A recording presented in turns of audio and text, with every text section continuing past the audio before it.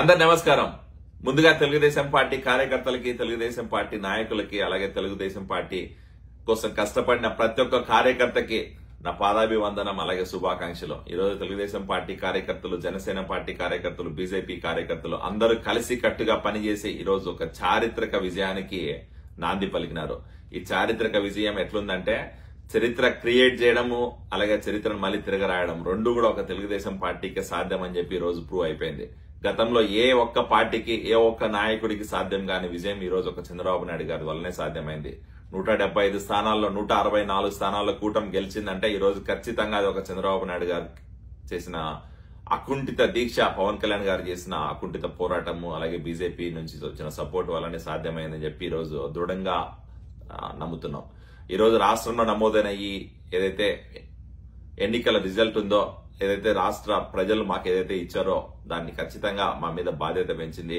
ఖచ్చితంగా రాబోయే రోజుల్లో మళ్ళీ రాష్ట్రంలో సుపరిపాలన అందించాలా, రాష్ట్ర ప్రజలు మళ్ళీ కూడా ప్రగతి పథం వైపు నడిపించాలన్న బాధ్యత మా మీద ఇంకా ఎక్కువ పెంచింది. ఈరోజు ఈ చారిత్రక విజయం చూస్తా ఉంటే పరిస్థితి ఎట్లుందంటే, రాష్ట్రంలో ఎంత దారుణమైన పరిస్థితిలో ఉందో, ప్రజలు ఎంత కోపాల్లో ఉన్నారో, ప్రజలు ఎంత అణగదొక్కిపడ్డారో, ప్రజలు ఎంత వెయిట్ చేసినారో, రాష్ట్రంలో జరుగుతున్న ఈ దుర్మార్గ పాలన నుంచి, రాష్ట్రంలో జరుగుతున్న ఈ అరాచకాల నుంచి, రాష్ట్రంలో జరుగుతున్న ఈ దాడుల నుంచి, రాష్ట్రంలో జరుగుతున్న ఇసుక దందా, లిక్కర్ మాఫియా, లేకపోతే రాష్ట్రంలో జరుగుతున్న ఈ అరాచక దుర్మార్గ పాలన, జగన్మోహన్ రెడ్డి పాలన ఎంత అంతమొందించాలనుకున్నారో, ప్రజలు ఎంత వెయిట్ చేసినారో ఈ రోజు రిజల్ట్ చూసి అర్థమైపోతుంది. ఖచ్చితంగా తెలుగుదేశం పార్టీ కార్యకర్తల కృషి, జనసేన పార్టీ కార్యకర్తల కృషి, అలాగే ఈ రోజు పార్టీ కోసం, అలాగే ఈ కూటమి కోసం పనిచేసిన ప్రతి ఒక్క కార్యకర్తకి రుణపడి ఉండాల్సిన సమయం. ఎందుకంటే ఈ రోజు 23 స్థానాల నుంచి 165 స్థానాలకి ఈ రోజు కూటమి ఎగబాకిందంటే అది ఒక ప్రతి కార్యకర్త, జెండా పట్టుకున్న కార్యకర్త అందరికీ కూడా ఈ విజయము అంకితం.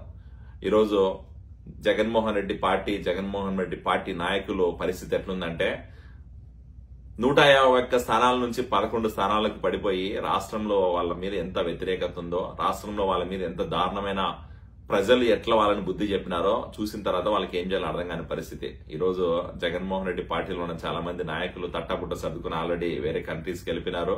ఇంకా కొంతమంది ఉండే వాళ్ళు కూడా ఇంట్లోంచి బయటకు రాకుండా ఇంట్లో కూర్చొని ఏదో భయపడే పరిస్థితి తయారైంది.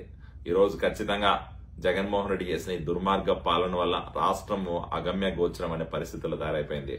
రాష్ట్రం మళ్లీ ప్రగతి పథంలో పోవాలన్నా, రాష్ట్రంలో మళ్లీ సుపరిపాలన అందించాలన్నా, రాష్ట్రంలో మళ్లీ శాంతి భద్రతలు మళ్లీ కంట్రోల్లోకి రావాలన్నా, రాష్ట్రానికి మళ్లీ ఇన్వెస్ట్మెంట్స్ రావాలన్నా, రాష్ట్రంలో మళ్లీ పోలవరం ప్రాజెక్ట్ కంప్లీట్ చేయాలన్నా, రాష్ట్రంలో మళ్లీ జరుగుతున్న ఈ దాడులను ఆపాలన్నా కూడా, లేకపోతే రాష్ట్రంలో జరుగుతున్న అన్ఎంప్లాయ్మెంట్స్ ఏదైతే ఉందో మళ్లీ ఎంప్లాయ్మెంట్ క్రియేట్ చేయాలన్నా కూడా అది ఒక చంద్రబాబు గారితోనే సాధ్యం అని చెప్పి ప్రజలు దృఢంగా నమ్మినారు. కాబట్టే ఈ రోజు ఒక చారిత్రక విజయానికి కారకులైనాం. ఖచ్చితంగా ఈ రోజు మా మీద పెట్టిన బాధ్యత ఇంకా రెట్టింపు ఉత్సాహాన్ని ఇచ్చింది. ఖచ్చితంగా రాబోయే రోజుల్లో రాష్ట్ర ప్రగతి కోసం, రాష్ట్ర ప్రయోజనాల కోసం, రాష్ట్రానికి ఒక రాజధాని నిర్మించడం కోసం, పోలవరం ప్రాజెక్ట్ కంప్లీట్ చేయడం కోసం, నిరుద్యోగులకు ఉద్యోగాలు కల్పించడం కోసం, అలాగే మేము ఇచ్చిన హామీలను నెరవేర్చడానికి కట్టుబడి ఉన్నాం. దానికోసమే పని చేస్తాం. మా పార్టీ నాయకులు అవచ్చు, మేమైనా కూడా ఖచ్చితంగా దానికోసం పనిచేసి రాష్ట్రంలో మళ్లీ సుపరిపాలన అందిస్తామని చెప్పి ఈ రోజు ఖచ్చితంగా హామీ ఇస్తున్నాం.